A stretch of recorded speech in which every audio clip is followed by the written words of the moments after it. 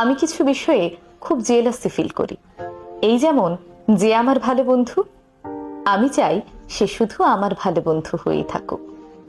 অন্য কারোর সাথে বন্ধুত্ব করলে আমার খুব হিংসা হয়, কষ্টও পাই।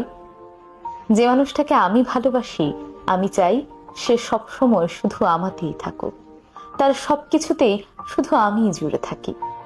সে অন্য কারোর সাথে হেসে হেসে কথা বললে, কাউকে আমার চেয়ে বেশি প্রায়োরিটি দিলে, এমনকি সোশ্যাল মিডিয়ায় অন্য কারোর প্রতি বেশি আগ্রহ দেখালে আমার ভীষণ হিংসে হয় এবং অনেক কষ্ট পাই মাঝে মাঝে।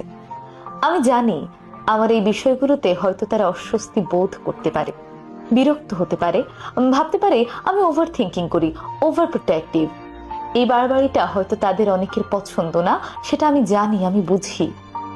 কিন্তু সত্যিটা কি, এই মানুষগুলোকে আমি কখনোই আমার জীবন থেকে হারাতে চাই না।